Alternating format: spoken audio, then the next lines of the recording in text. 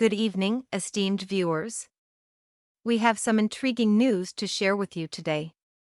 Have you been following the latest updates from the World Health Organization, WHO? Brace yourselves, because the WHO is currently considering listing the artificial sweetener aspartame as a potential carcinogen, which implies that it could potentially lead to the development of cancer. This topic has been generating significant buzz in the scientific community and has caught the attention of our esteemed publications. However, let's pause for a moment and reflect on whether this revelation is truly groundbreaking or if it merely confirms concerns that have been brewing for years. Astonishingly, our research indicates that more than 15 years ago, numerous scientists and medical professionals expressed apprehension about aspartame. Among the prominent figures leading the charge was Dr. Blaylock, a renowned neurosurgeon from the United States.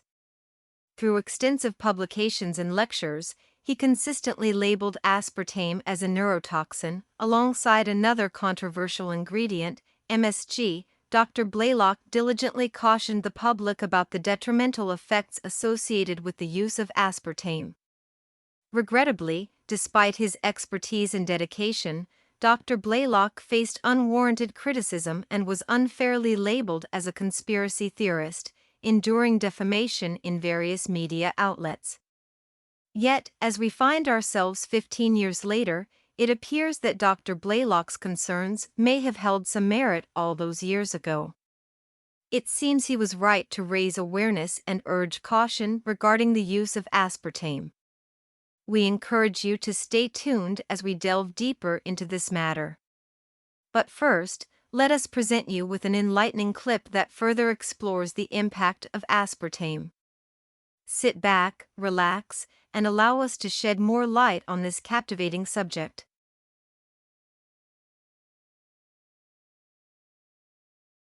Some people may notice very little, if anything.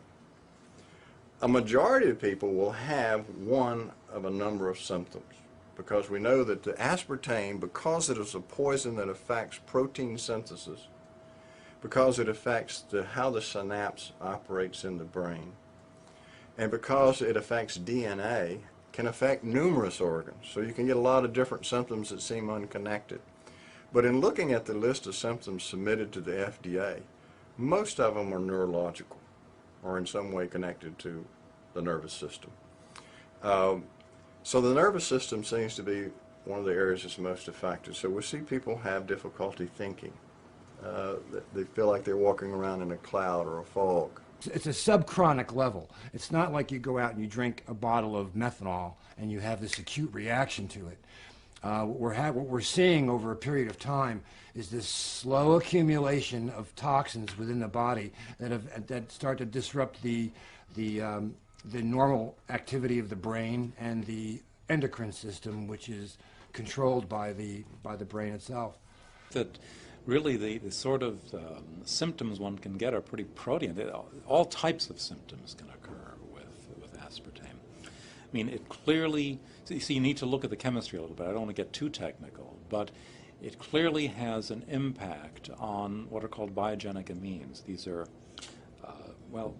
neurotransmitters in the brain, norepinephrine, serotonin. We've known for a long time that when you take in a lot of aspartame in conjunction with carbohydrates, you will decrease the availability of L-tryptophan, which is the building block for serotonin. There's been a lot of media attention recently to serotonin, a very, very important neurotransmitter, important in mood regulation and a variety of functions.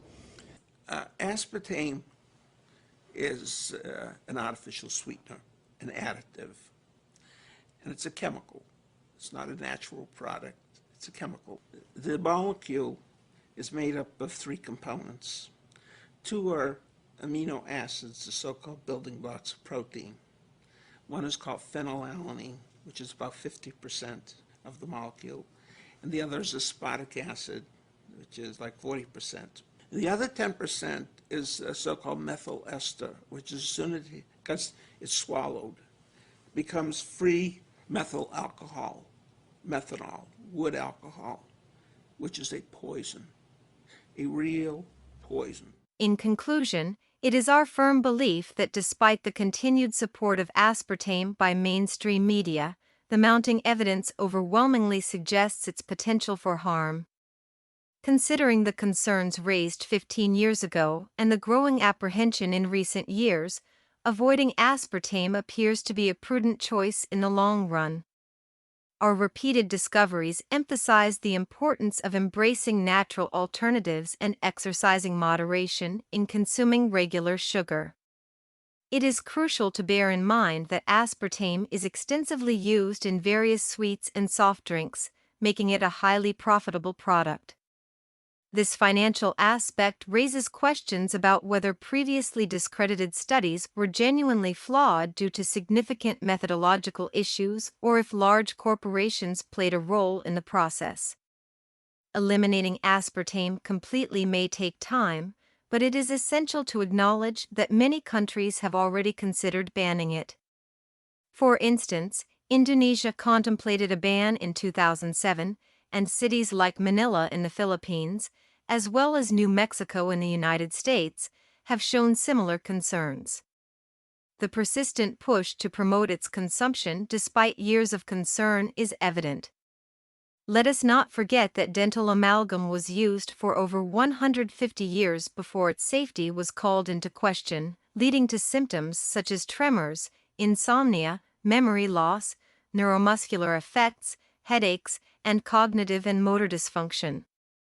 Therefore, we firmly believe that where there is smoke, there is fire. Thank you for tuning in until the end of our video. We sincerely appreciate your viewership. To ensure you never miss out on the latest health news and valuable medical information, we encourage you to subscribe to our channel. By subscribing, you will receive regular updates that will help you stay informed and make well-informed decisions about your health. Until we meet again, we wish you continued good health and safety. Take care.